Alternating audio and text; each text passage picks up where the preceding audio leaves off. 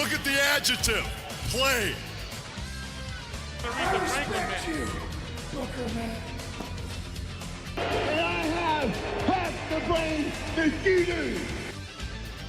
I told you. Oh, God. Now is the franchise going to take the Viagra? Gonna put the butts in the seat.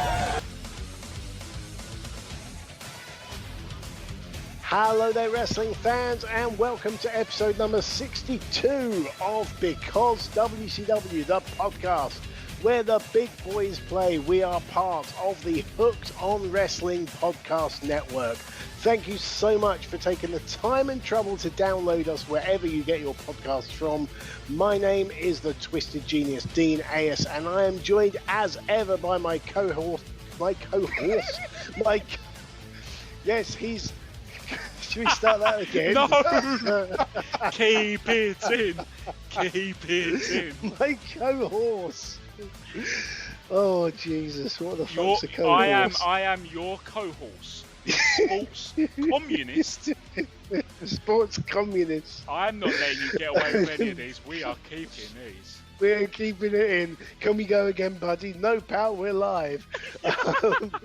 Liam, how you doing? Do you know what? After what will go down in history as the best intro in Because WCW podcast history, I am feeling great, even though it is indeed day 4,328 of the lockdown. Isn't it? Something like that. Or it might be day 62. It's right up there with Goldberg's streak, I'm sure. But so yeah, we have got ourselves another pay-per-view review on this podcast, which I guess we can now say that this podcast has been actually officially endorsed by Eric Bischoff, who in a tweet this past week referred to our podcast as a great listen.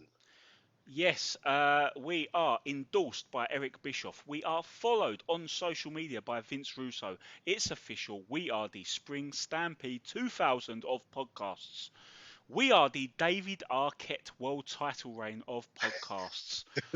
we are the insert random weird fucking thing they did in that very short-lived stint as co-bookers of podcasts. Are we the ding dongs of the podcast? No, that was Jim Hurd, you silly Billy. Oh, that's right. And I'm very pleased to say we've got a guest with us today reviewing this pay-per-view. A man who is one of my best friends in the wrestling business. In fact, one of my best friends in the whole world, really. And he is someone who was literally there on day one, because I've spoken before about the fact that my first tentative steps into the wrestling business were going to the Hammerlock Wrestling Gym, which was a little garage perched on the edge of a cliff in Folkestone in the summer of 1993. And one of the people who was in that same group with me was a man called Alex, who became known as Alex Shane. And the other person who came down from London with him, because his dad wouldn't let him travel on his own, was this man. So it's all his fault that Alex Shane is in the wrestling business. Welcome to Because WCW to Adam Muscles Mansfield. Hello, how are you? Why blame me for Alex Shane's involvement in wrestling? I can't get the concept on that one. We've got to blame someone. Someone has to take the rap for that. I'm always to blame for everything, but never mind. Always. So you are genuinely one of the, in my opinion, unsung heroes of British wrestling. You and me were among those people who kept things ticking over in the dark days of the mid-1990s when British wrestling really wasn't doing very well. We have a lot of listeners in America and Canada and Germany and Australia who may not be aware of the phenomenon of Muscles Mansfield. So for those who may not be familiar with you, can you give us a little bit of potted history, a little bit of background of your wrestling career? My potted history. So I started off in 1993 down in a Hammerlock gym where Dean showed up. He decided to get into the ring. he took one bump and he didn't like the bump, so he looked at me. He says, "There's a fella that likes to take bumps," and pointed towards me, and I was decided to be the crash test dummy for all the moves that Andre decided to show us all. And that was it. Went through various gimmicks, as Dean may know, my various gimmicks, and then it was one summer's night in June. I was in a mixed tag match with Justin Richards. We know Justin Richards, don't we, Dean? We do indeed. Yeah. He has been on this very podcast. Absolutely. Well. So for me and Justin Richards against Alex Shane and the Truth, Tansy Cook. That's a blast from the past. Oh, yeah. I remember her. But I didn't have a gimmick at that point, and I was 9 stone soaking wet. Didn't have not much of a body on me, and then the character came about in Andre's living room, where we put the ring away because I was flexing my biceps, which I didn't have no biceps at the time. The crowd was sort of laughing, and then a song came on that Andre said, "That's it," and the song was "Do You Think I'm Sexy" by Rod Stewart. And he also had a robe that he wanted to get shot off. Yeah, he had a robe that he wanted to get shot off. Conned me out of 50 quid. Or did he con me out? But I don't know. He managed to get 50 quid for it, nonetheless.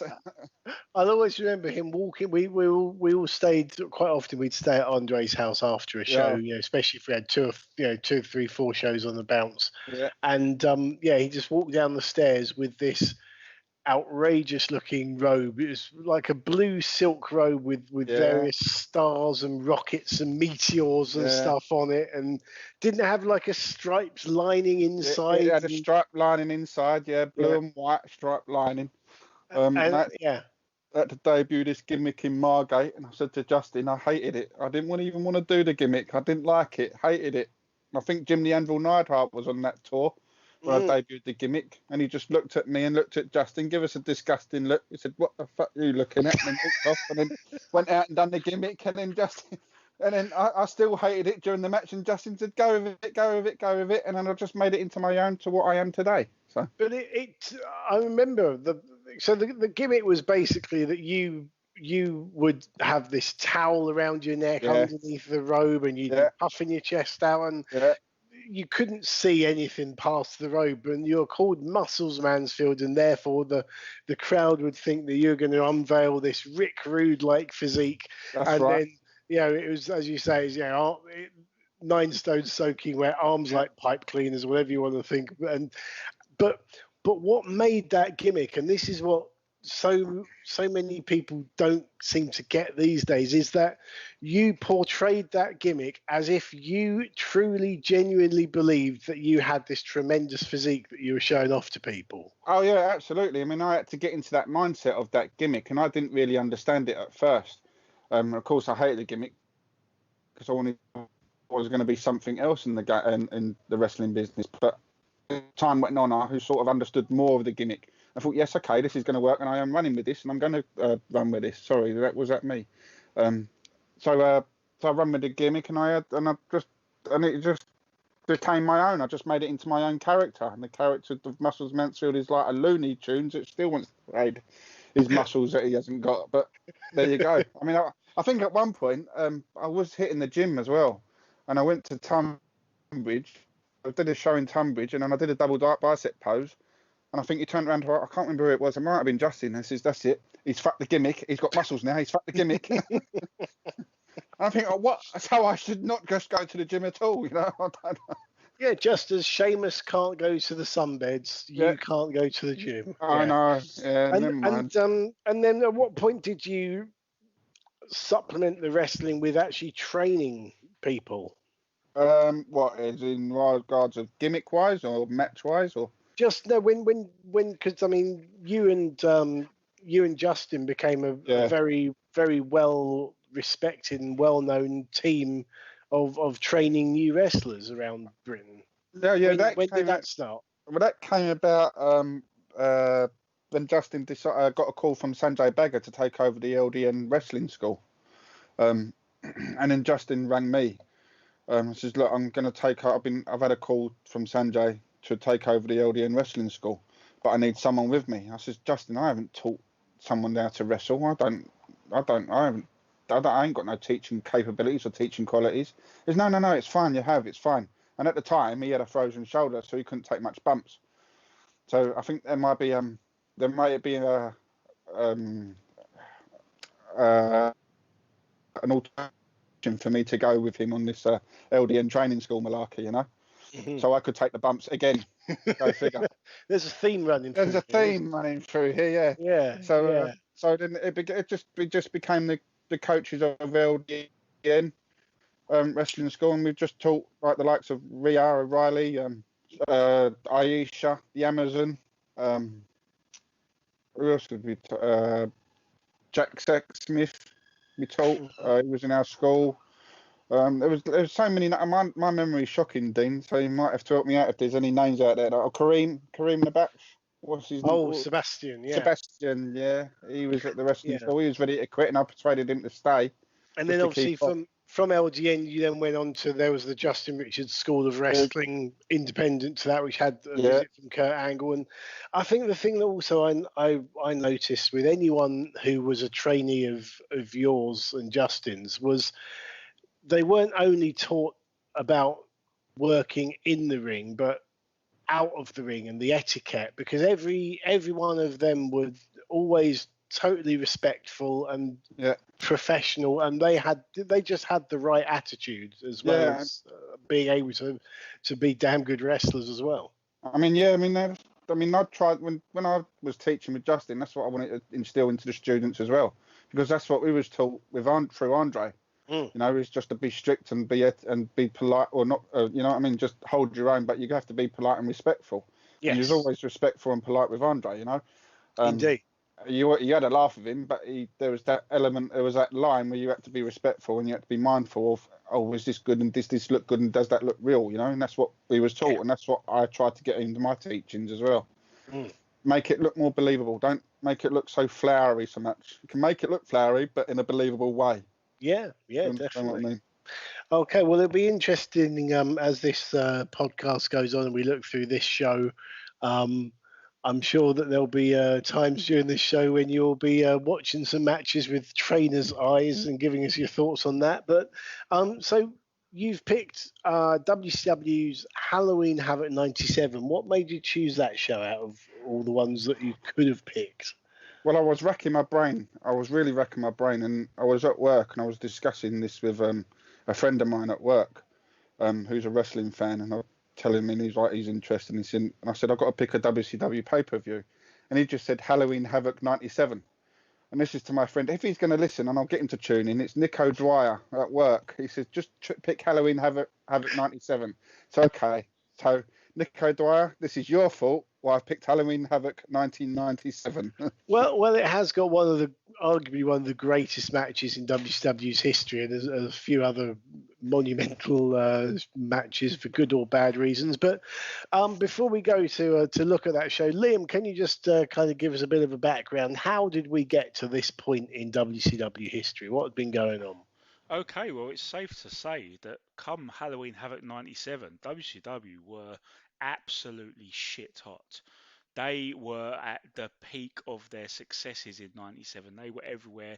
They were making great money. They were pulling great crowds. Now, the funny thing is we don't do these pay-per-views chronologically. We've covered Havoc 96 with Mike Quackenbush.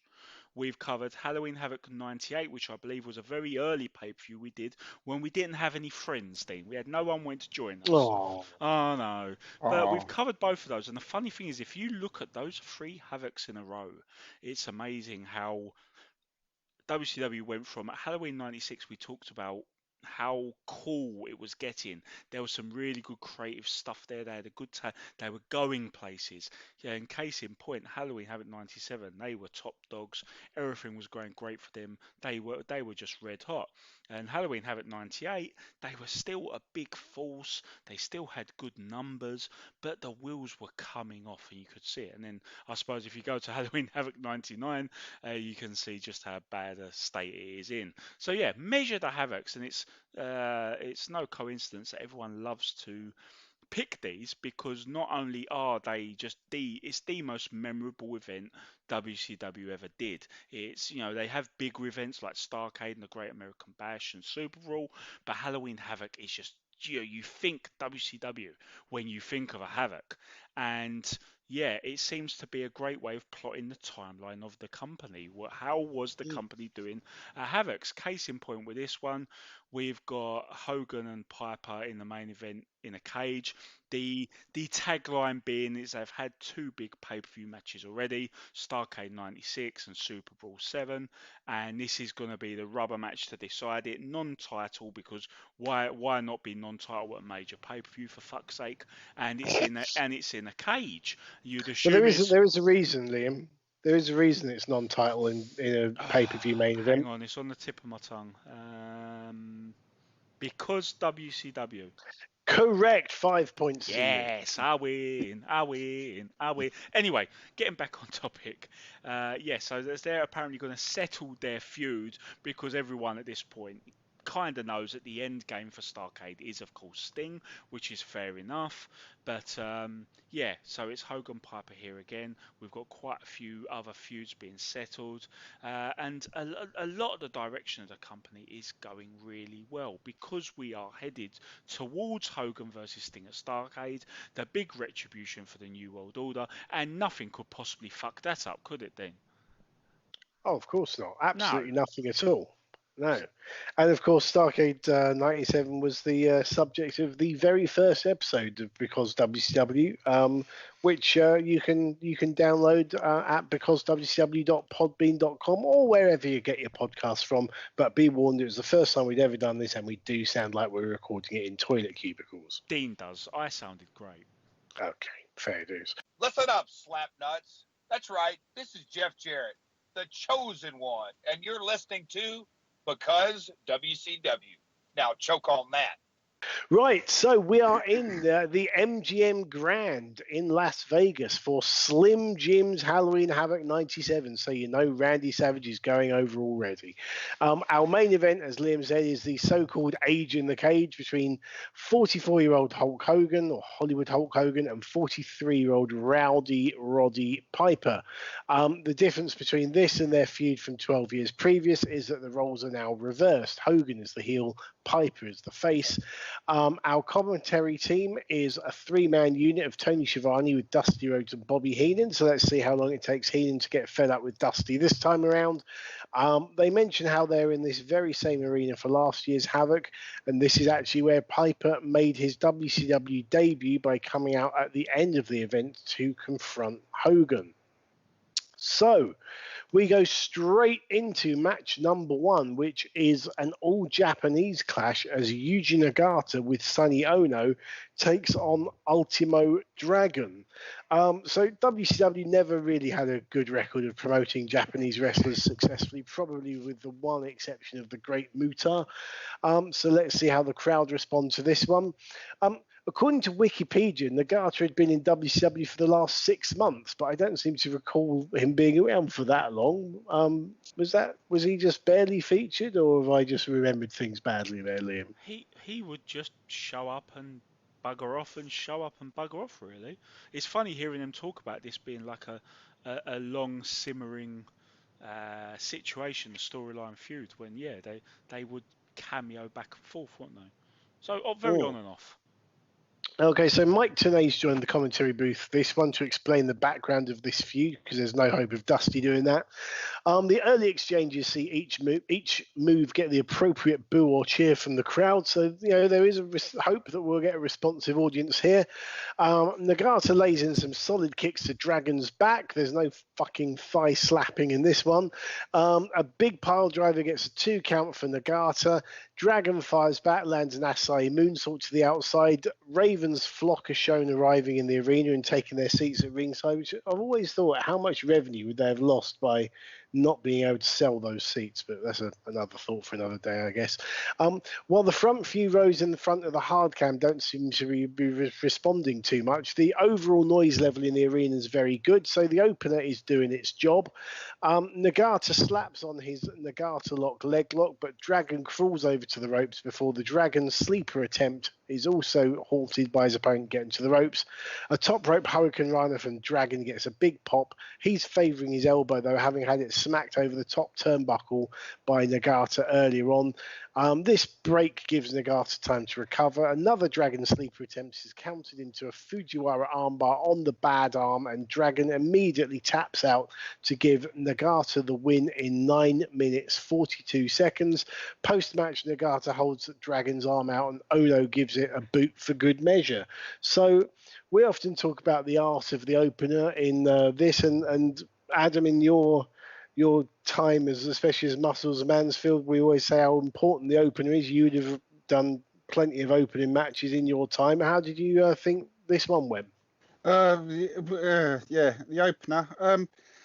Didn't really understand the storyline of it. They didn't really tell a story, in my opinion. They should have kept it a bit more simple. I mean, the Japanese wrestling art was wasted, I felt, on this WCW crowd, because they weren't really into it as the pops were going, but they weren't really that much into it. I mean, Heenan said a good point. What did he say? He says, sorry, I'm just looking at my notes, what I made. That's all right. So it looked like all in the match, Ultimo Dragon just wanted to get his moves in. He didn't want to tell a particular story.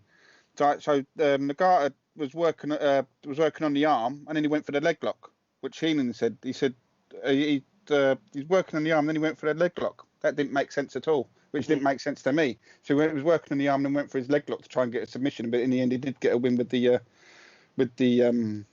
arm bar. Yeah. So that didn't make sense whatsoever to me, and it did make me chuckle. And of course, with the manager at ringside, I mean, I would have made use of the manager at ringside. The manager was just made redundant, really, and then just added him at the end of it, you know. Maybe he could have got a bit more heat and got the crowd a bit more going into the first match. I don't know. Yeah, I mean, this is the thing, and Liam, we talk about the art of the open always, and do you really would you say you want more known characters or more larger-than-life characters for the opener? Not necessarily known, because one thing I always argue is that, sitting there as a fan, I am pumped at the start of a show mostly. And I've always said that it's a good opportunity for the bookers to put in guys like this who don't have so much character and storyline investment from the crowd. They can go in, soak in that crowd that's already hot, and go out there. And if you combine that with a lot of energy, a lot of work rate, and you've got to be willing to work the crowd a bit as well, that usually does great. And then later on in the show, you'll have matches where the storylines have properly unfolded rather than just showing up every couple of months like this one appears to have. And that will already get a pop, because people will pop for Hogan, they'll pop for the NWO feud, they'll pop for the Rey Mysterio Eddie Guerrero feud. They know all this stuff, so stick in some guys who are not that invested and there's not much heat in the storyline. Fair enough, but as you guys already touched upon, they didn't really take advantage of that situation. They could have. We know both these guys can work a lot better, a lot harder, and they didn't really try to connect with that audience. And I'm sure it's a different kettle of fish for Japanese wrestlers with an American crowd, but if you're there, you're going to try and make the most of it, and they didn't. Yeah, I mean, I think the crowd were into it to a degree. They were certainly making noise in the right places, but yeah, they were willing to. I think this lies on the feet of the wrestlers, the fans. Like most packed crowds for an opening match, they're there to be taken. They're there to be dragged along for the first chapter of the ride, and they could have done better there, really. But as we know, Japanese wrestling is much more about what you do in the ring than playing out to the crowd. So yes. But okay, so we then had Disco Inferno talking to what we discovered from our last episode in interview with Guy Evans, the author of the Nitro book. It was the much underestimated WCWWrestling.com about his intergender match later on with Jacqueline. And as he comes out with a load of misogynistic lines, Jackie herself confronts him and chases him off the set. And then it's time for the dreaded unadvertised bonus match, which normally tells people not to give a monkey's about this, but maybe this one will be different because it pits Chris Jericho against Gedo from Japan, and they are basically, well, in real life, these two are very good friends. They go back many years from the old WAR promotion in Japan. So yes, Jericho's managed to get his old mate onto a pay-per-view, so this should be good because normally good friends make good matches. Tenay is still on commentary, giving an extensive background on Gedo, talking about his history with Jericho, as well as other WCW stars like Benoit and Six. Jericho is in charge of the early portion of the match until Gedo clotheslines him over the top rope and then takes over. Jericho then turns the tables, puts Gedo up top to attempt a top rope Hurricane Rana. There's some kind of miscommunication as Gedo doesn't turn over and lands on his front. Tenay says he's blocked it on commentary. Both men seem to be okay, but it was a very scary moment to watch that happen.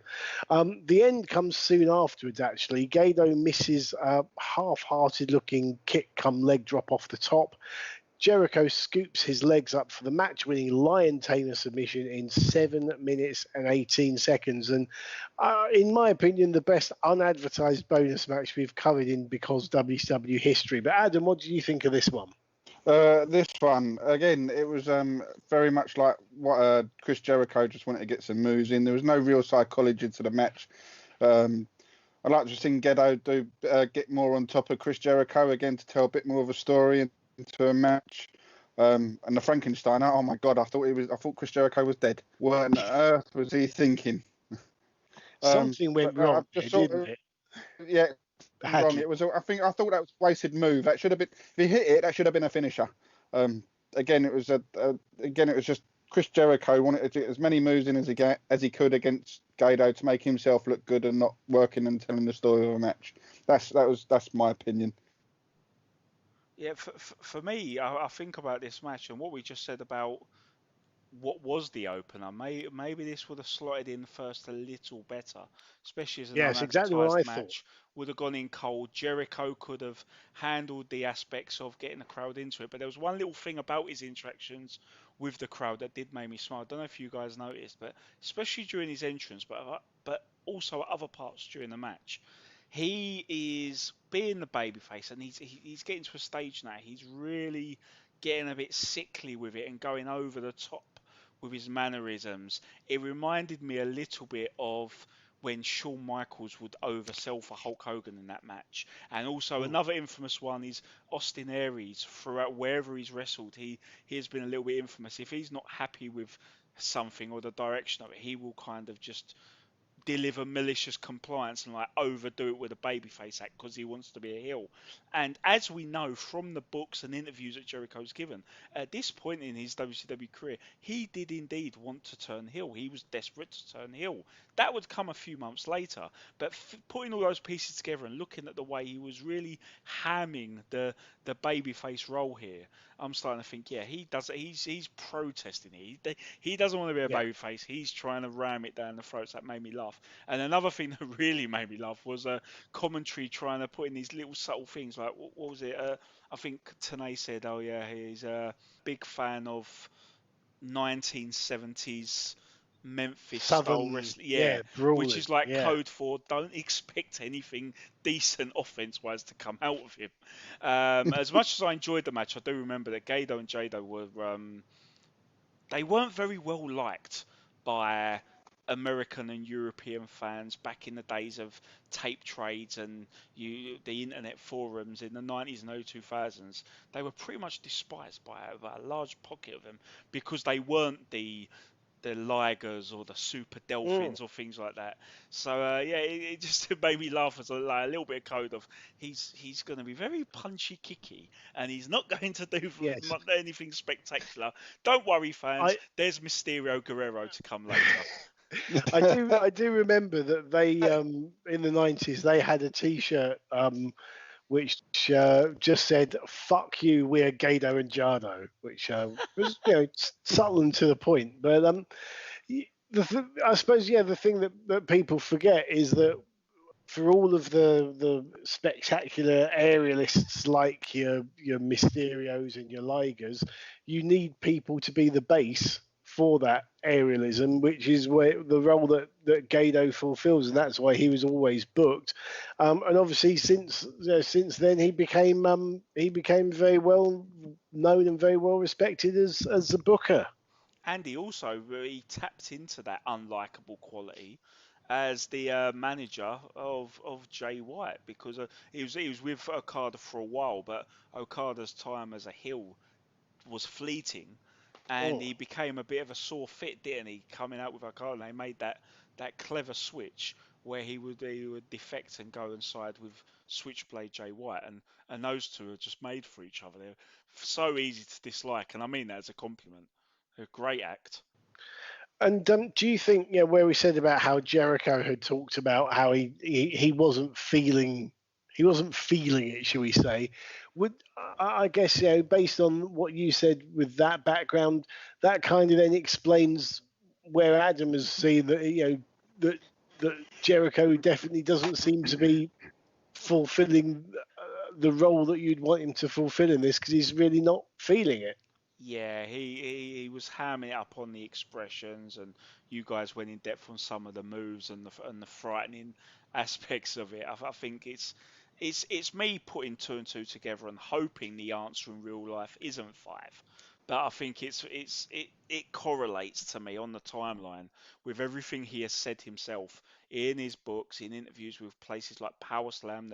The British Wrestling magazine had a great interview with him, pretty much right bang between him no longer appearing on WCW TV and appearing for the first time WWE. He did that interview with them, and he said the same thing. He said it in his books. He was itching to be a heel. He was sick of being the white meat babyface that Eric Bischoff was adamant that he was destined to be forever at one point. Okay, so we're backstage with Mean Gene, who clearly loves it in Las Vegas, and he's interviewing Deborah McMichael, who is managing a mystery wrestler against her estranged husband, Steve Mongo McMichael. Mongo then emerges and essentially has a domestic with his missus live on pay-per-view. And as often happens, art imitates life, because after 12 years of marriage with him being an NFL footballer, it only took 1 year in the wrestling business for them to legitimately divorce almost a year to the day later. So we are now up for match number 3, and it is title versus mask for, the mask of Rey Mysterio against the WCW Cruiserweight title of the champion Eddie Guerrero. Mysterio comes out in a kind of purple tribute Spider-Man outfit, but not close enough on the Brad Armstrong scale to initiate a lawsuit with, it was Marvel, wasn't it? Spider-Man? Yes. Anyone? Yes, thank you. Yeah. I've never been good on my comics. Eddie comes out looking greasy, sleazy, and massively heelish with the title belt casually slung over his shoulder. Before the match even begins, there's a huge Eddie sucks chant. This is a hot crowd, and they've now got people who are going to be playing up to the crowd. The early action is back and forth. The pace is absolutely blistering. Tenay tells us that Rey has had 8 matches with his mask at stake previously, all of which he's obviously won. He also states that Mysterio has a 2-0 record over Guerrero on Nitro. Eddie starts ripping Mysterio's mask while locking him in an abdominal stretch. What a heel, although this mask is part of the bodysuit Mysterio's wearing, so it's not going to come off entirely. Our first major highlight of the match sees Rey in an armbar. He leaps up to stand on the middle of the top rope, then he backflips into a DDT on Eddie. Rey then misses a dive to the outside. Guerrero throws him back into the ring, locks on a camel clutch variation, rips a bit more of Rey's mask off. Meanwhile, Tenay continues to excitedly give us a Lucha Libre history lesson on the commentary. Later on in the match, Mysterio gets hooked up in the tree of woe in the corner. Guerrero lands a drop kick on his helpless opponent, but when he takes a run up to go for another one, Mysterio pulls himself up like a sit-up. Guerrero slides groin first into the ring post, and his face is a picture. Rey follows this up with a dive over the ring post onto Guerrero at ringside and gets a near fall later with a snap Hurricane Rana. He then lands a somersault plancha over the top rope, which he switches into a Hurricane Rana on the floor, which is fantastic to watch. And when you see it on the replay, you see, and I'm sure you'll appreciate this more than anyone, Adam, that how much of that work is actually down to Guerrero in catching him and then helping him move his momentum from one direction to another. Oh, of course, yeah. I mean, this match was one of my favourite. It was a brilliant match, and the story of it was absolutely told to a T. Typical little man trying to get his high flying in, and then Eddie Guerrero just grounds him or just counters him, and then so Mysterio is trying to get his high flying in to try and make Eddie work or try and catch Eddie off guard, and it was just I just couldn't fault the storytelling of this match. I absolutely loved it. I was hooked, and it was brilliant. It was better than their WrestleMania 21 match. Was it WrestleMania 21? Yeah. Which was sad. Yeah. So Guerrero hits a hard powerbomb, which sees Mysterio's body bounce violently off the canvas, but it only gets a 2 count. Guerrero's face as he complains to the ref once again is an absolute picture, just perfect selling. An increasingly frustrated Guerrero takes Mysterio up to the top rope for a splash mountain, a razor's edge powerbomb, but Mysterio counters it into another Hurricane Rana, hooks Guerrero's legs, wins the match and the title, and saves his mask to a huge pop in 13 minutes 51. And as he starts to give an emotional speech to the camera, he's attacked by Guerrero, so the feud is not over. But yeah, one of the best matches in WCW history, surely, isn't it, Adam? Absolutely. I mean, I absolutely loved it. As I said, what I said before, the storytelling of the match, the pace that it started, and they kept the pace going. It was just absolutely outstanding. I loved it. It's brilliant. Reminds me of back in my day when I moved like that.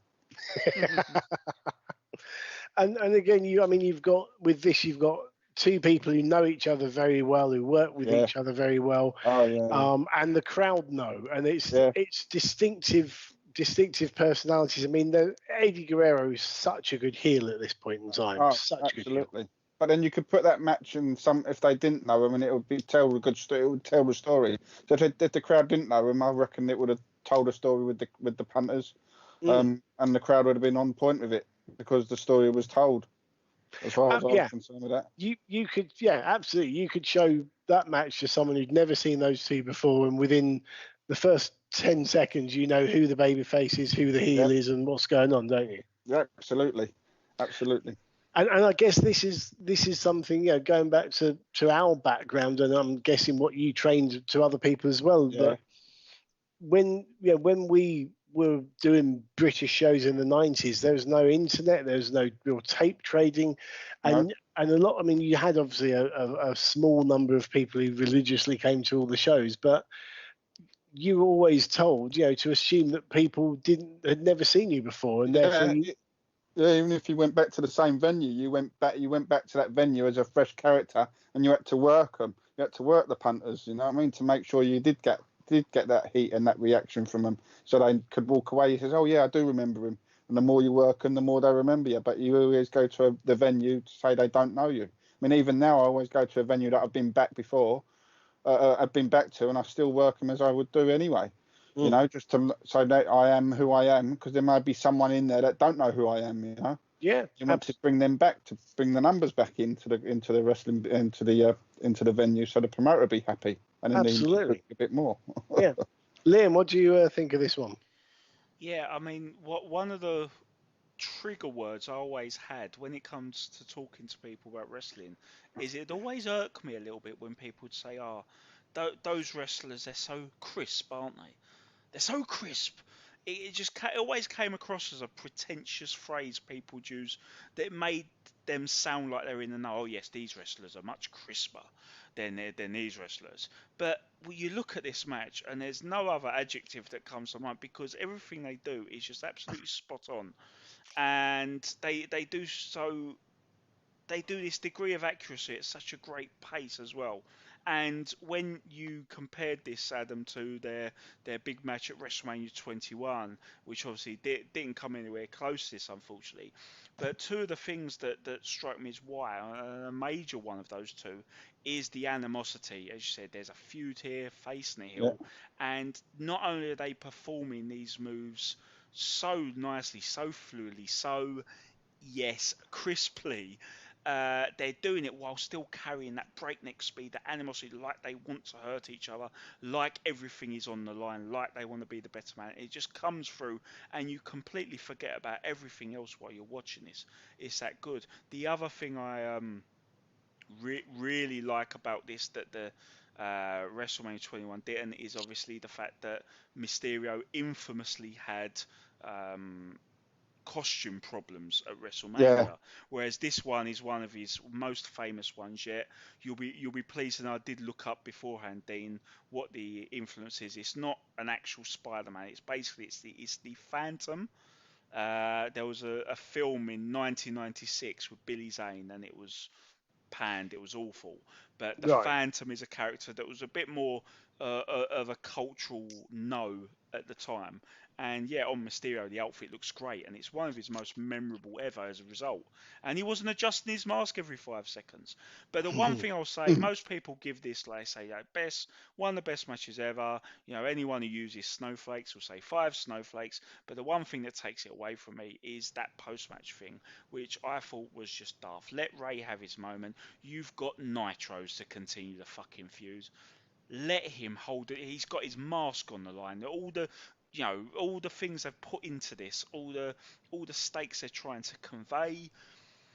This is everything. This is a must-win. He's got the title. He saved his mask. Give him 60 seconds in the fucking ring with a camera on him. Yeah. They could have had Guerrero jump him during an acceptance speech 24 hours later on Nitro, and you've got your rematch. Give him his moment. So that left a sour taste in my mouth, and for me it does knock something off of it. But bell to bell, you can't dispute it. It's amazing. Yeah, I do agree. It did surprise you when that happened. I'd forgotten that had happened. It didn't need to be there. Yeah. Okay. Yeah. So Mean Gene shields the hotline. Then we go to a black and white NWO promo with Hogan and Bischoff. And Bischoff says that Hogan will not wrestle tonight unless WCW can provide him with a written guarantee that Sting will not be allowed in the building in any capacity, not even cleaning up the building afterwards. So we then go from Mysterio and Guerrero to Steve Mongo McMichael. And Deborah's mystery wrestler is revealed to be Alex Wright, and the sigh of disappointment from everyone sucks the atmosphere right out of the garden. And I don't know how long Mongo has been wrestling at this point. It's been a little while, but this is still the most basic match you could ever see, with Wright working around a wrist lock from Mongo for an eternity to start with. The commentators spend the whole match talking about Hogan's threat and basically teasing that the main event of the pay-per-view that everyone has already spent their money on isn't going to happen. And I guess, as a commentator myself, it is very difficult. It is a test of your ability to commentate credibly on a bad match. So I guess the easy way out, if you're having a bad match happen in front of you, is just not talk about it and talk about Hulk Hogan instead. Michael hoists Wright up for a tombstone pile driver, which is quite frankly terrifying, but he does manage to execute it safely. But he can't get the pinfall because the referee is distracted by Deborah. And when I say that, I actually mean that Deborah does nothing, but the ref just decides to turn around and talk to her. At this point, Bill Goldberg jumps into the ring and gives Mongo a spear, which Mongo doesn't really take very well, and a jackhammer. He then drops right on top of Mongo while the ref has to pretend not to have seen anything and carry on arguing with Deborah, who's continued to forget what she's supposed to do and has stepped back down from the ring apron. Anyway, the ref counts to 3 to give Alex Wright the win in 6 minutes and 31 seconds. Deborah then gives Goldberg Mongo's Super Bowl ring, presumably in some sort of payment. But then he decks Wright and gives Wright the spear and the jackhammer as well for good measure. Adam, were you watching this through your fingers? Yeah, I was watching it under me covers. It was like a horror story. I felt sorry for Alex Wright being put in that position because he was a good worker, and just being put in that position was hard for him because he was leading the match all the way through as best as he could with a Mongo McMichael. It's just terrible. And how the hell the referee didn't see Bill Goldberg spear him, and then you can notice the referee look round and then try picking that Mongo for a jackhammer. Yes, it's just so awful. It's just yeah. There's nothing more I can say on that one apart from oh my god, poor Alex Wright. But then again, that part of the distracting the ref, and I speak from experience here as a manager, that is down to the manager to basically keep the referee distracted until it's time for them to turn around, at which point you tell them turn around or you just walk back. So the fact that Deborah had gone back down the ring steps kind of says that that was a ricket from her, really. Yeah, absolutely. I mean, what do? You talk about what you had for breakfast, but she didn't have a lot for breakfast. About anything. Yeah, exactly. But it's just I just felt sorry for Alex Wright all the way through. He tried his hardest to get a decent match out of Mongo, if you can get a decent match out of Mongo. But I was disappointed in match number 4.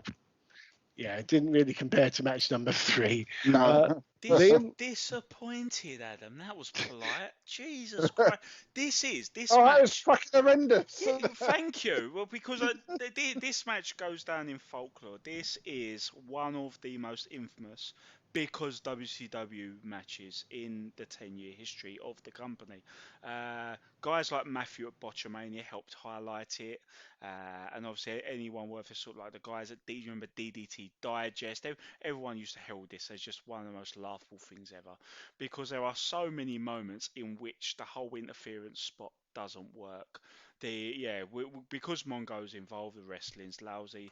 The whole thing is a joke. I will say one thing though. I actually liked if this was done by people who are actually capable of their job. I liked on paper the premise of a manager picking a mystery opponent for their nemesis, their wrestler they hate, and to everyone's surprise, they picked this schlub, this jobber to the stars. No offense, Alex Wright, but at this stage he's a lower mid carder.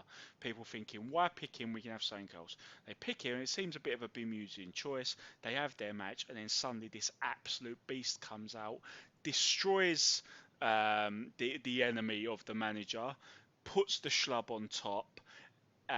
The schlub beats their enemy, and then the monster beats up the schlub as well. That could be done. Like, say for instance, you, Dean, if you were to have that storyline in a promotion where you were the manager and you had a schlub come out and face your enemy and deploy the monster to go back clean up on both of them, I think that would come across really cool if you pick guys who can fucking wrestle.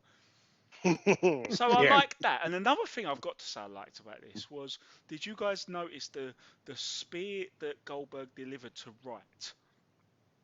He crept up on him and stalked him, and he was only so to keep this topical, he was not adhering to social distancing rules when Alex Wright turned around. He was already very close to him. Not the traditional spear where you run halfway across the ring to connect.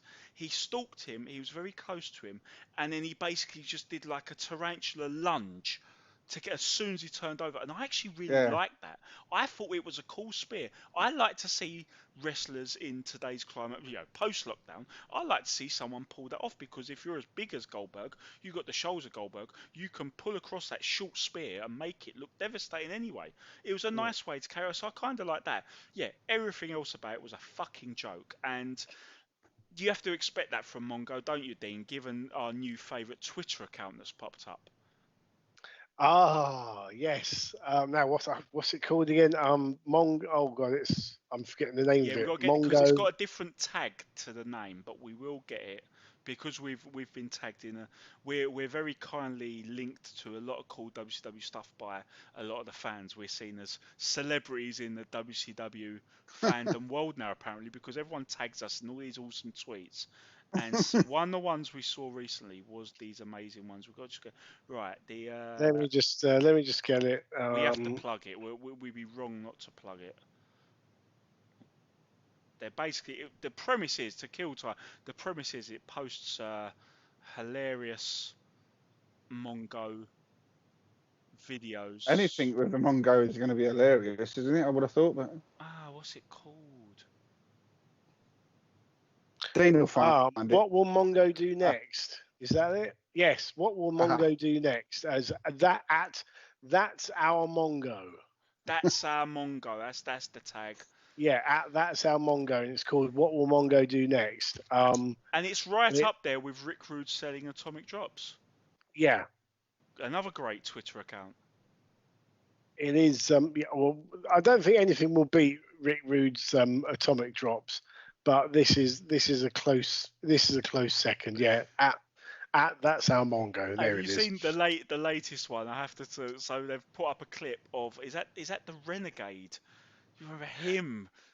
Yeah, we've and they're got wrestling the Horseman, and he's gone up to the top rope to finish off Flair, and Flair is saved from the Renegade by Mongo. He's trying to hit him with that famous Halliburton briefcase. He throws it misses. between his legs. He throws it between his legs as he stood on the top rope. And he's had the Rock and Roll Express as his teammates. And Renegade still sells it. I think it might be. He almost breaks his neck. New one. There's a new one since then, which is him in a tag match with Benoit against. There's Lou. Oh, it's the Horseman. It's Flair, Benoit, and Mongo against Savage, Sting, and Luger. And basically, Luger simply, right, Mongo's got a headlock on.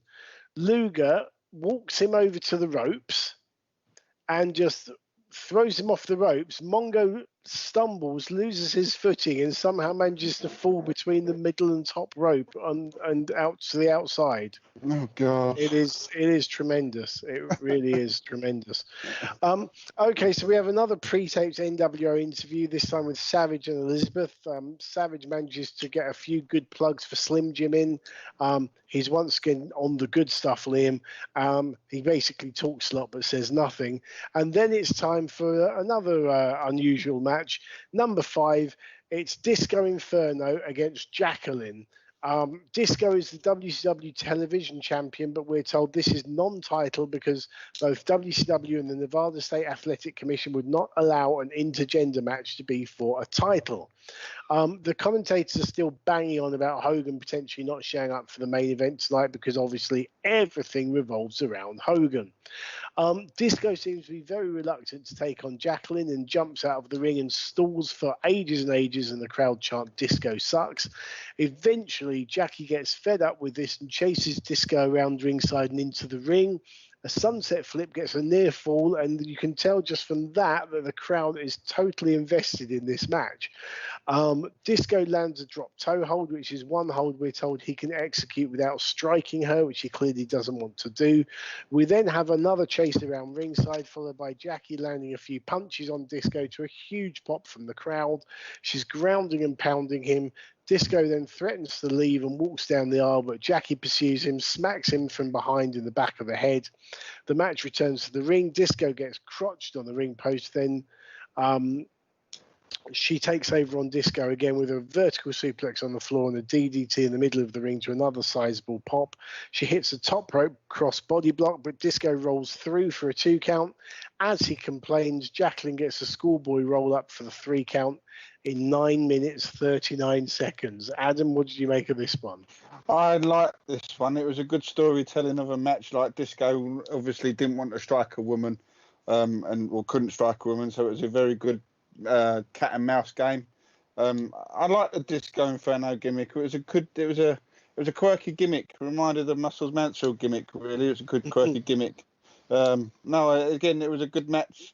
The storytelling of it was absolutely outstanding, and the finish was I didn't see that coming because I thought Disco was going to go over, but with the high cross from Jacqueline, who reminds me of do you remember the Ultimate Bitch from Hammerlock? Yes, Days? I do. Yes, she was hard as nails as well. Reminds me of Jacqueline. So yeah, but no, I did like this match with the it was good entertaining from Disco made the match, I think. I mean, I've got to say, it didn't feel anywhere like 10 minutes. No. It felt a lot shorter, which is credit to them for keeping it interesting. Oh, yeah. I mean, that's to do with the storytelling from Disco, and then just and you could tell that the crowd were on it because they wanted Disco to wrestle her, didn't they? But yeah, and that just kept refusing, and that made the psychology of the whole match. Yeah, and that pop just for a sunset flip was I've never heard anything like that. I know, brilliant. Yeah. However, and I'm sure Liam, you'll have some thoughts on this. We have basically had our TV champion get totally dominated on a pay-per-view match. Yeah, like the story coming into this one was that they wanted Disco to lose to Jacqueline. I'm not off the top of my head exactly sure when it was exactly, but they wanted this to happen sooner than Halloween Havoc '97. Disco balked, and I think he was even temporarily fired. And one of the conditions of him coming back was he take this loss, which is like another example of the ridiculous stubbornness that Eric Bischoff had, considering that another backstory of the title versus mask match was that they wanted Rey to lose his mask in that match initially, Mm. and in a rare case of actually backing down, I think the agreement was that they wouldn't do that there, but Rey had to promise that they would unmask him at some point in the future, and lo and behold, 18 months later, he was getting emasculated by the outsiders. So yeah, there's so many ridiculous, stubborn acts of Bischoff going through his times where he really would go up against his own talent, but apparently this was one of them. And yeah, they like the way they worked the crowd was really good, and it's a great example of it covering up what was otherwise a really shitty match to us, because from a pure wrestling standpoint, it wasn't aesthetically pleasing. Shall we Oh say? God, no! But this was the entertainment portion of the show. Yeah. Yeah, and it's funny how Disco always maintains when you see him like speak about wrestling on Twitter, he says, wrestlers shouldn't take themselves too seriously and this, that, and the other. And I'm thinking to myself, yeah, you don't want to take themselves too seriously because you got fucking done over in this shit, and you want everyone else to suffer the same fate. But there are absolutely wrestlers who should take themselves seriously, not too seriously, but and there are wrestlers who are well fit in this sort of role, like Santino Morella's and things like that. But yeah, it's funny to see his outlook on wrestling is that basically everyone should be like him, and like with a lot of things, you need the contrast of the silly and the serious, and that's what makes them both work. They complement each other. Definitely. Yes. Absolutely. You can't be all the same. It'd be boring. Yeah, Groove Armada said it best. If everybody looked the same, we'd get tired of looking at each other. Well, it also is what Guy Evans was saying about what he was learning about booking, and it's the same that Brian Dixon said about the buffet analogy, that you want a little bit of everything in the show, and I think you certainly get that on Halloween Havoc '97. Okay, we go straight into the next match. The main events are starting to get rolled out. This is for the WCW United States title as Curt Hennig defends against Ric Flair. This match came about from Hennig's heel turn on Flair and the Four Horsemen in the Horsemen v NWO War Games match at Fall Brawl the previous month.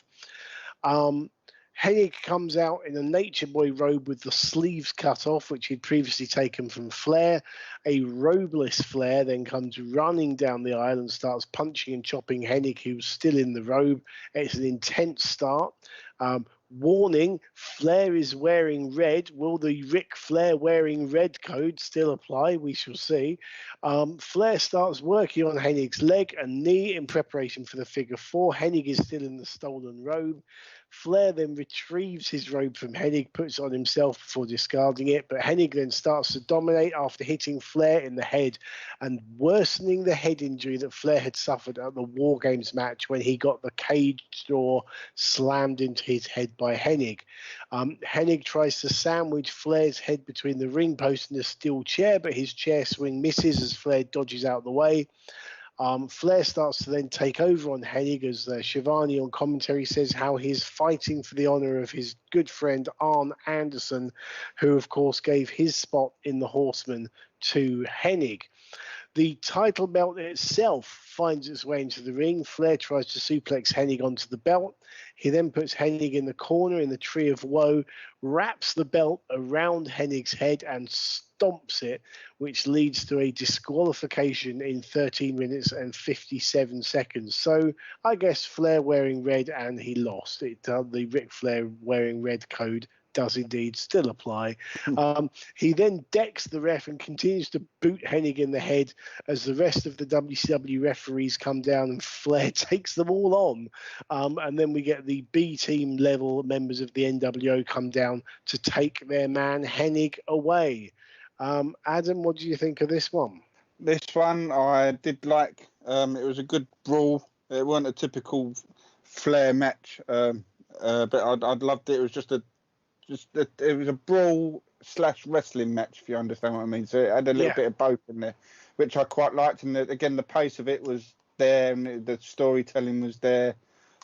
Just Flair being eccentric and selling, and Curt Hennig being absolutely on point to working with Flair. And I loved this match. It was a good match.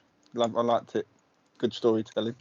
Yeah, me too. I was a huge fan of this as well because, yeah, you think about it. This pay-per-view is 1 month removed. The very previous pay-per-view was Full Brawl, War Games, and that was the moment of Curt Hennig's betrayal, and he slammed the cage door on Ric Flair's head as well. And so it makes total sense for Flair to come. You know, we've not even hit the bah, bah of his entrance theme, and he's in the ring and he's making a beeline to Hennig, and I appreciate that beat. Because if you've watched enough Ric Flair matches, you know how slow and deliberate his entrance is, and how big the build up to that first drop of the music is. So for him to be in the ring and going for Hennig like right at that moment, it really does hit you in the eyes and the ears.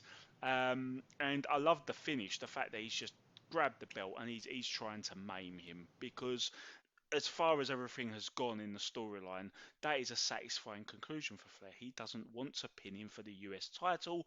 He wants to take his fucking head off. So I appreciated that, and it was a good bit of revenge for Flair. And it's funny because for the longest time as a WCW fan, this is over 20 years old now, and I always debated whether or not this was the right thing to do here, or whether or not this should have been the build. You had that moment at Full Brawl. Do you build to Flair Hennig as one of your marquee matches at Starrcade? You would think to yourself that, if WWE did that big angle 3 months before WrestleMania, they're absolutely going to do the blow-off match at Mania, not at like No Way Out or Royal Rumble. So I always wondered, should they have done this at Starrcade and had Ric Flair win the match? And I think to myself, you don't really want the US title on Ric Flair. It'll be a redundant move to put it back on him.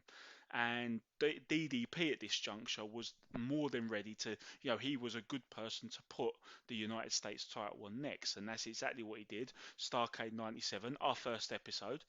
So after reflection, my opinion on it changed. And I think this almost Wild West, beat him up and walk away with a smirk on your face, with a bit of a poignant bit of retribution, very Red Dead Redemption-y. I kind of dig that more and more, and I think, move on to DDP at Starrcade, drop the title there, makes more sense. So, I'm very happy with this. The more and more we get away from it, I'm even happier with it. Okay, so we then go to Mean Gene. He's on the ramp with J.J. Dillon of the WCW Executive Committee. Gene reiterates the demands made by Hogan and Bischoff. Dillon says that the advertised match is going to take place as advertised. Bischoff then saunters out and asks Dillon the age-old wrestling promo question of who the hell do you think you are? Dillon then produces a piece of paper, but we're not told what it is, which is rather useful. Dillon intimates that Sting can still show up. Bischoff says if Sting turns up, they're taking over Nitro. It's left there. We go on to match number 7. Larry Zbyszko is your special guest referee as Scott Hall with 6 in his corner takes on Lex Luger. So during the intros, Shivani says they have a copy of this piece of paper, and just as he's about to explain what's said, Heenan interrupts him and we never find out. Luger seems to get the longest pyro display ever coming down to the ring. This one has a slow and deliberate start, and I'd imagine it will have a slow and deliberate middle and end as well. Where's Kevin Nash at this point, Liam? Is he injured? Is he on vacation? What? Yeah. Where's? I'd have to double check, I think. No, I don't. Law of balance of probabilities, he's probably injured, but hey. But literally nothing's happening in this match. We have a long sequence with a sort of a bow and arrow type hold, then a sleeper. Six is constantly complaining about Zbyszko's refereeing. Hall gets into a shoving match with Zbyszko. He charges at Zbyszko, who backdrops Hall over the top rope. So I do think that Larry should then disqualify himself. Bischoff comes down, so Larry literally boots him out with a kick to the chest. Dusty is going mental on commentary at this point. Luger takes over on Hall. He signals for the torture rack, but Bischoff distracts Zbyszko, which allows Six to run into the ring and nail Luger in the back of the head with a kick.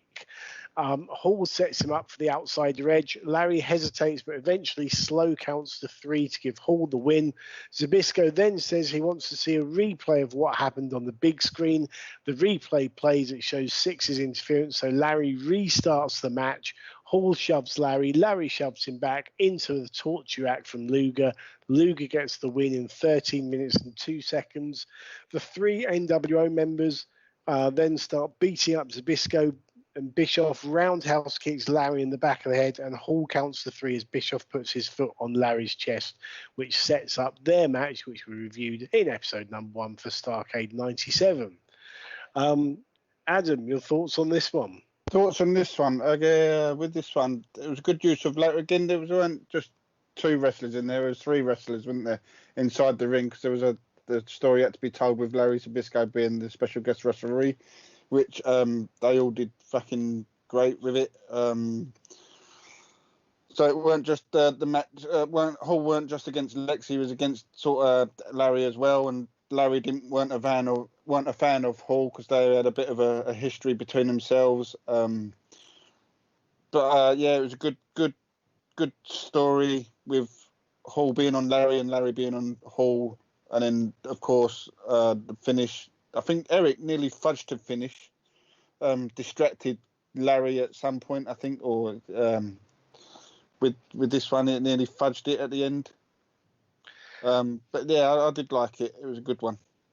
But I mean, I think the storyline of the match, the narrative of the match, saved what happened or what didn't really happen between Hall and Luger in the ring. They kind of didn't seem to be all that bothered, did they? No, not really. No, I mean it was just slow and it was deliberate. It was slow and deliberate match, wasn't it? It was a simple match. Very good use of Larry getting the heat, I suppose, wasn't it? Yeah. And that's how you would go and work it. That's how I'd work it anyway. So. Fair enough, Liam. Yeah. So in this day and age, we just have an absolute overabundance of places we can go to read up on results of wrestling events. And don't get me wrong, there were places you could do that in 1997, in the early years of the internet, but now it's everywhere. Everyone's got a site. Hell, we've got a site, hookedonwrestling.co.uk, by the way. Go check it out. So there's always places you can go and read up on things, and that's created a culture in the fans. Whereas we will now debate whether or not something is worth watching and actually checking out the whole match and watching it unfold, or whether or not we will just be satisfied with having a quick read of what's happened so we know what happens. And my word, was this match ever a great example, a poster boy for just read the fucking results and don't watch the match? Because as you said, Dean, there is storyline developments here. They've got the big thing going. We are building to Bischoff versus Zbyszko, which is the big non-wrestling style heads of WCW versus the NWO part of it, which has been done. You'll get like managers of 2 factions go at it in a tuxedo match or whatever. They're going for that sort of aspect of it. And we won't get into how they completely fucked that up at Starrcade. Check out our first episode for that one. But we are building to that. Scott Hall's involved. They've got to have Luger somewhere in a big match on the card. He's not long dropped the title back to Hogan. He's obviously still a key player. So they've got all these components. They need to make these things happen as part of the story. But it's really not worth watching this actual chapter of that story. You just need someone to tell you what happened so you can move on to something else. That is seriously, I got more out of reading up someone's recap of Halloween Havoc and reading the chapter that covered this match than watching the match, because as you guys have already mentioned, it was just so bad. It was just so nothing. There's a distinct category for terrible things. I suppose that's more Mongo's territory, but this was just so nothing. Okay, well let's do that and move on to the next match, then, which is actually what we do. We do go straight into the next match, which probably means we're running over time. And it's time that's for the next year. Oh, okay. Oh. Oh God, yes, of course. That is The, Havoc 98. Yeah, that really did run over time. Yes. So it's time for our Las Vegas sudden death match. No pinfalls, no submissions, no countouts, no DQs. The only way to win is for your opponent to be unable to answer a 10 count. So it's a last man standing match. But thank you to Tony Schiavone for actually explaining the rules, which, let's face it, WCW didn't always do. So, match number 8, Las Vegas sudden death match. Randy Savage with Elizabeth versus Diamond Dallas Page. Don't take the phrase death match too literally. There'll be no staple guns or thumbtacks in this one. Page has his ribs taped up from a previous assault from Savage. The match starts on the outside with Savage targeting those ribs. Savage's weightlifting belt has snap into it on the back, another Slim Jim reference. This man knows his corporate. Later on, Savage leaves the ring, but Page follows up with a plancha, but lands ribs first onto Savage, which I thought was a really nice touch. DDP later gets thrown out of the ring. Savage follows up with a trademark axe handle to the floor. DDP then gets thrown over the guardrail into the crowd, security having trouble keeping the fans back. They then fight through and past the crowd and to the side of the entranceway. Savage then gets thrown into multiple tombstones on the entrance ramp. By that I mean actual tombstones, not the move. It is Halloween after all. Back in the ring, Savage takes one of the TV cameras and tries to hit Page with it, but Page kicks it back into Savage's face. I'm really hoping at this point that's a gimmick camera, but knowing WCW and knowing what Guy Evans told us about their finances, it probably wasn't. Miss Elizabeth then hops up onto the apron and smashes what looks like some sort of glass or perspex tray over the ref's head, knocking him out. And kudos to the ref for selling it better than Nick Patrick could ever dream of. She then starts choking Page with a camera cable before Kimberly runs down and drags Elizabeth to the back by her hair. Nick Patrick then comes down to replace the KO'd ref and administers the count on both men as the crowd chant for DDP. Page hits what looks like a sort of a Styles Clash before the Styles Clash came about, and then tries for the diamond cutter, but Savage grabs the top rope. Page lands badly. Savage slowly clambers to the top and delivers a weakened version of the big elbow. Both men are getting counted. Savage then lands a second elbow straight into DDP's ribs. Page just about makes it to his feet at 9 3/4, but then Nick Patrick gets Savage's boot in his face accidentally from a body slam. Page nails the diamond cutter, but both men are down. A groggy Patrick counts. Page is then back to back with Savage and he gets kicked in the groin, tumbles to the floor. Sting then comes to the ring with a bat and hits Page with it, but it's made clear by Schiavone that it's a bogus Sting, and you can see the plastic mask on him. Page is left lying on the floor at ringside, and Slim Jim spokesman Randy Savage wins at Halloween Havoc 97, sponsored by Slim Jim in 1807. Savage then continues his assault on DDP after the match. Page gets stretched off as Schiavone wonders if DDP will ever compete again. Come on now, Tony, go easy. He also says that the bogus Sting was wearing Hulk Hogan's boots. So there's your answer as to who that was. Savage then again attacks Page as he's on the stretcher. Adam, what do you think of this one? Well, yeah, again, it was a good match. It was a Macho Man Randy Savage match. If we all know Macho Man Randy Savage's matches, he liked to plan every bit of it out, didn't he? So we knew where he was. So did Page as well. Yeah, they were good bedfellows for that, weren't they? Yeah, well, then the storytelling would have been outstanding on this one, which I expected it to be, as because with Savage being how he is, and then you saying Page is. So, yeah, the story of it and the psychology of it was absolutely outstanding. And Elizabeth, that was the first time I've seen Elizabeth ever do something like that, get involved in a match like that. She was outstanding. I loved it. I popped for that when Elizabeth was getting involved in on that. I thought, this is Miss Elizabeth. She's the first lady of fucking wrestling, and she don't do things like that. The only thing I saw her do was rip her skirt off at SummerSlam '88, and how I got. And as a young kid, you were sort of it to play fast forward and rewind back then, you know. Yeah, go on. So I was going to say, we were discussing this on the Nitro watch-alongs recently.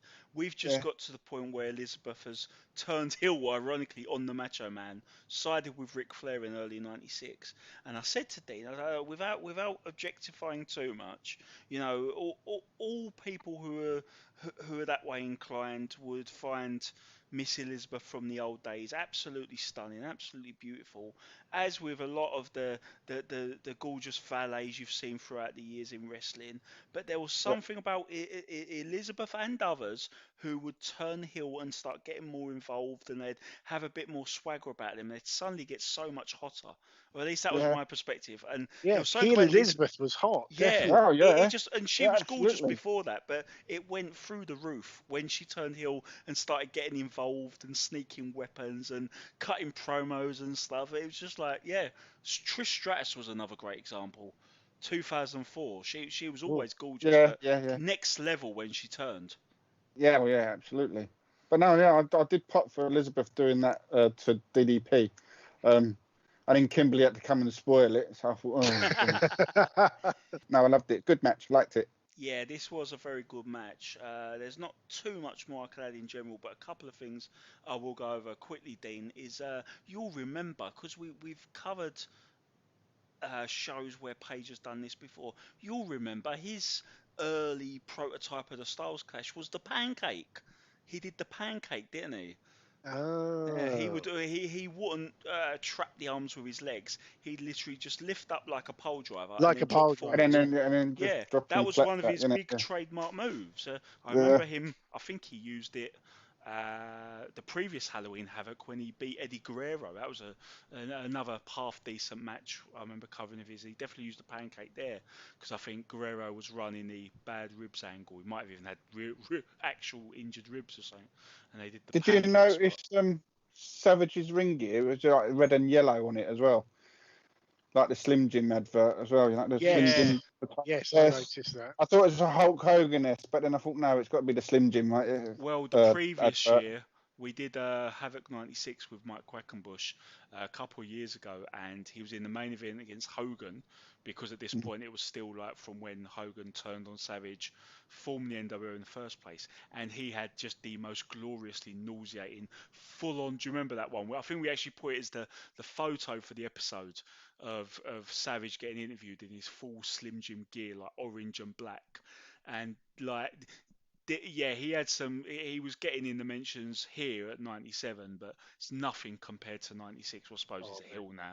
So do I remember that outfit? It's burned into my retinas forevermore. Oh man, and I did at least appreciate the fact that they started showing like a long-suffering groan about the whole Sting thing, rather than trying to pretend, oh look, it's Sting. Oh, what do you mean it's? At least they're actually coming out and saying, yeah, I think that's a fake Sting, because at this point the whole come out disguised as Sting thing was beyond cliche. It had run its course. Just move on to Sting himself actually wrestling the New World Order. It should be at this point.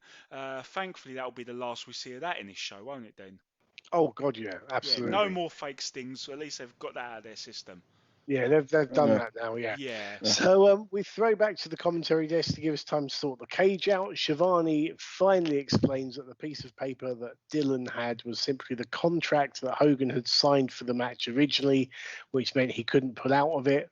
And here comes Michael Buffer. It must be time for the main event. So it is our steel cage match, Hollywood Hulk Hogan v Roddy Piper. And as we said, Hogan is the WCW World Champion. This is one of the biggest shows in WCW's year. And it's a grudge match, but it's not for the world title.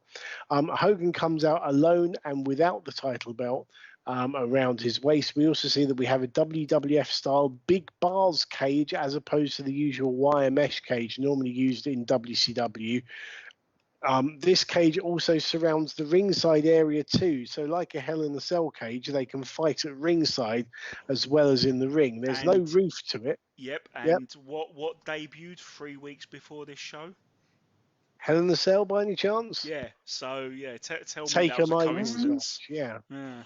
There's no roof to it, but it does look exceptionally high. I'd say it's probably twice the height of the ring itself. So it's probably a legit 15 to 20 feet high. I'm imagining that the bars were there because it made it easier for them to climb up and do the spots that they do during this match. Piper comes out in possession of the world title belt with NWO sprayed onto it. Piper is announced as representing no organization or affiliation. So Hogan tries to climb out of the ring and gets bitten on the arse by Piper. And yep, the first move of this match is a bite to the arse. Shivani points out that there's no referee inside the ring, just Hogan and Piper, which does prompt the question of how the hell do you win this match? Because unlike the Las Vegas sudden death match, no one's bothered to tell us how you win this. Hogan then tries to get out of the cage, and Shivani says that if Hogan escapes, it's over. Literally, as Shivani says this, Piper waist locks him and pushes Hogan out of the cage. Shivani tries to cover himself by saying that that doesn't count because both men exited the cage at the same time, even though Piper is obviously behind Hogan because he had a waist lock on. So once again, we ask the question, how the hell do you win this match? Hogan slams the door onto Piper's head numerous times just 1 month after the Hennig heel turn to completely lose any impact of that move. Hogan then says that's it and starts to leave, but then Sting appears in the aisle. Well, assuming it's Sting, and that stops Hogan in his tracks. Piper then goes on the offense. They re-enter the cage. As the two men are climbing the cage, a second Sting joins the first Sting in the aisleway. Hogan and Piper are now near the top of the cage structure, which is wobbling, and I've got to say I'd be absolutely terrified if that was me. Back at ground level, Hogan starts whipping Piper with his weightlifting belt. He tries to climb over the cage. Dusty then starts to talk about what happens if he goes over the top, but then Dusty stops himself because not even he knows what the rules of the match are. Hogan is then stopped from climbing over the floor by one of the Stings. They're straddling the cage as another Sting slowly walks to the ring, and another one starts walking down the stairway in the crowd. Does that like 4 Stings now? Does it 4? I make it 5 different Stings. I thought it was 4. Stings. I thought it was 4, but I think we have 2 different Stings down 2 different aisleways. They say it's 5 on the commentary. Right. Okay. Hogan lands 2 leg drops. He calls the referee Randy Anderson into the ring to make a count, but Piper kicks out at 2, which then makes me wonder why the ref isn't in the ring to start with, and I'm just confused at this point. Then Savage comes down and climbs to the top of this enormous cage while Hogan holds Piper's arms behind his back, but Piper moves and Savage barely grazes Hogan, but seemingly manages to knacker both of his knees by landing feet first from such a height. Although having said that, he didn't look like he missed any dates because he wrestled on Nitro the next night. Piper throws Savage out of the ring and clamps on the sleeper hold on Hogan. Now that we actually have a referee in the ring, he raises and drops Hogan's arm 3 times and declares Piper the winner. Then Bischoff and one of the Stings enters the cage. Hogan pulls the mask off the bogus Sting. Don't know who's under there. Don't recognize him at all. The crowd chant, "We want Sting." Hogan, who was unconscious moments ago, has now made a miraculous recovery and handcuffs Piper to the cage as Savage punches Piper repeatedly. A fan in Sting face paint quickly climbs the cage, and so the camera focuses on him and the commentators talk about him to obviously deter anyone else from ever thinking about copying him. Hogan and Savage drag him into the ring and continue to beat him up. Doug Dillinger and his team are trying to hold him while Savage is still trying to kill him. This is just bizarre. I mean, the camera should be ignoring all of this. The show goes off the air with Piper still cuffed to the cage and the fan being dragged off, and basically everyone has now forgotten that Hogan lost the match clean just a few moments ago. So we'll come back to the fan stuff because we had plenty of unwanted fan interactions in our Hammerlock days. Absolutely. We'll come back to that in a minute. The match itself, though, Adam, what did you make of this? What the fuck? Thank you very much. No further questions. Yeah. Have a good evening, everyone. Bye. It's like, what? Really? This was the main event, Hogan and Piper? Okay. And how the hell do you win the match? It's like there's no logic to it. Absolutely no logic to it. The most daring thing I see Savage do was jump off that cage. He had to clear the floor and the top rope at the same time from that height. Fuck that shit. Yeah, I've got nothing more to say on it. It's just like, no, I couldn't. And Liam, what about you? I think he summed it up really, but yeah, Yeah. I think one thing I'll add on top of this is that there have been other matches throughout the course of history. Of course, there have been matches with this amount of catastrophe. There have been matches where they set the tone, where the first move is biting on the arse. There have been matches where they spend 3/4 of it slowly crawling around the bloody cage. There have been other matches where they completely throw out the logic of it by walking out the door of the cage within minutes. There have been matches this pathetically slow with this amount of botched spots. There have been matches where someone has decided to jump off a 15-foot structure and injure themselves for no real proper gain. And on a side note, Dean, you mentioned about, he didn't seem to miss knee dates. He'd pay for this knee injury because as much as he tried to gut through it, he'd end up needing reconstructive surgery on his knees less than a year later, and he was out for 9 to 10 months. Fair enough. And Okay. many people have reported that this was basically the thing that started it off, and trying to work through it when the knees clearly weren't 100% made it worse, I think. But there have been other matches, but most of those matches, if they're like in the middle of an indie card or even on the middle of a major show, they are not the main event of one of the biggest pay-per-views, featuring two of the people who are supposed to be the money and the focal point of this promotion at the height of their powers. This is such an embarrassing look for WCW, and because WCW stuck to their guns and decided they needed more Hogan and more Piper in 98 and 99, it's no wonder they were fucking dead in 2001. Anyone else would cut their losses from a match like this, because it is probably because of that value added, because of the position it's in, it probably can overtake matches that are theoretically worse than this. Yeah. And there's not many that are worse than this. There was no payoff as well. It weren't for the world title either, was it? So what was the payoff for it, and what was the reason? What was there? There was no logic to it, was there? It's apparently it's Piper winning the feud he has with Hogan, apparently, because he came in and he beat Hogan non-title again, Starrcade 96, and then it was like, right, because he won that match, you get the title match at Super Brawl.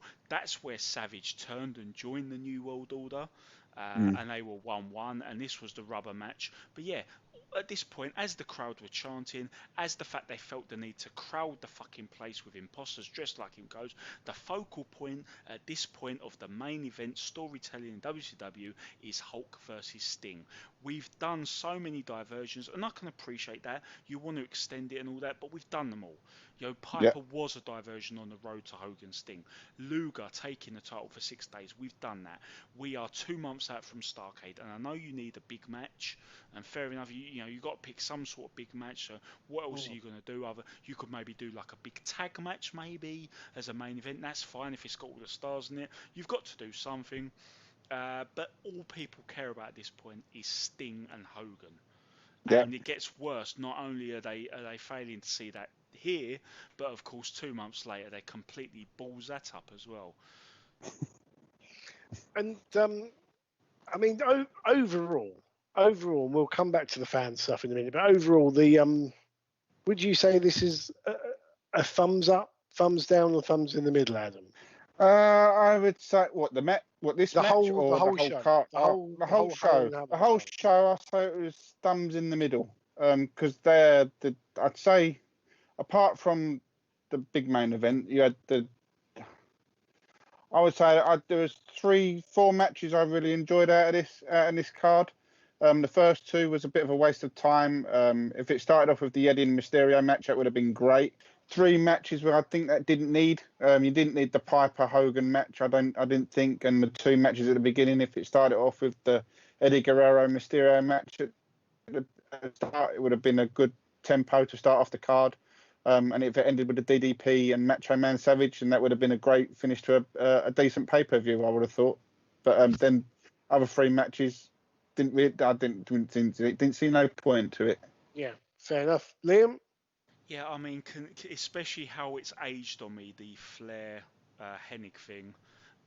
When you've got that and you've got the blistering match between Mysterio and Guerrero, for those two alone, I can't in good conscience give it a thumbs down. But yeah, when you consider how nothing Luger Hall was, I suppose you could, with retrospect, you can say with a smile, yeah, it gave us that silly moment with Mongo and Alex Wright and all that was hilariously bad, and there was a nice pop for Jacqueline Disco.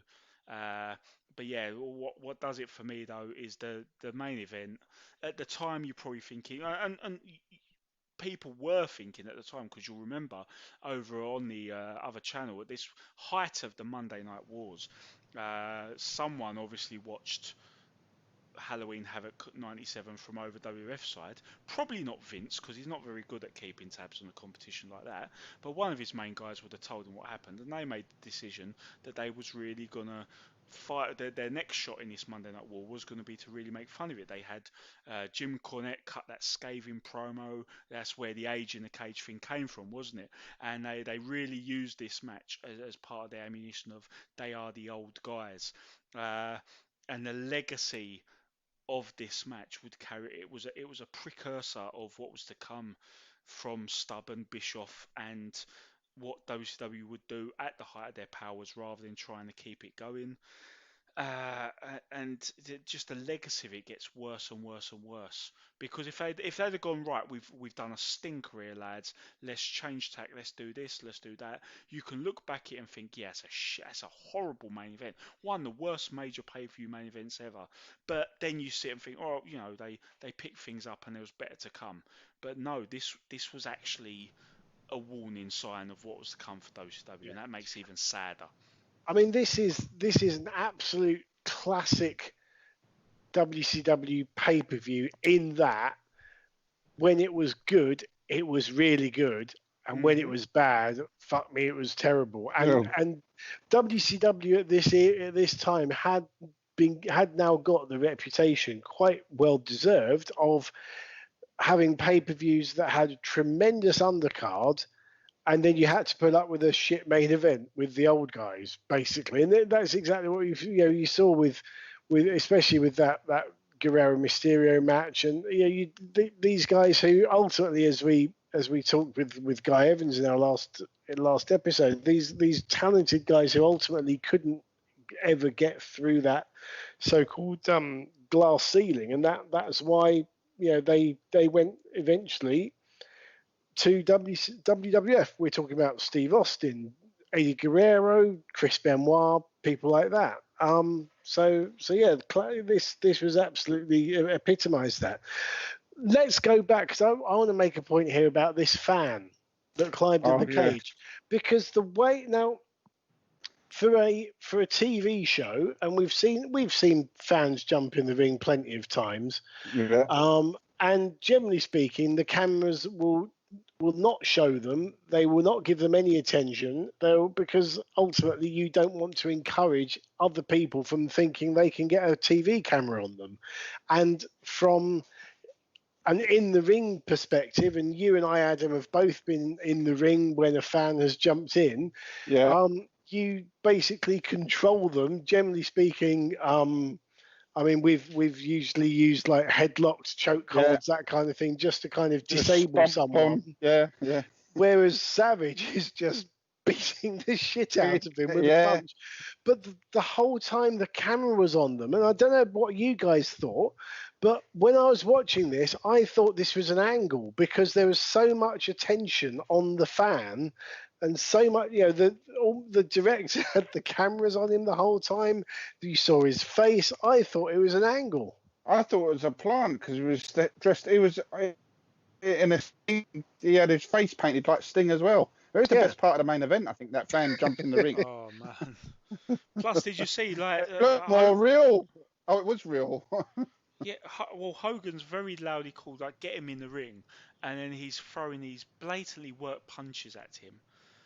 The whole thing's a mess, and that's the biggest legacy of of productivity that has come from this match is that to this day people are still debating whether or not it was real, but it's not done them any good. It was just a confusing mess.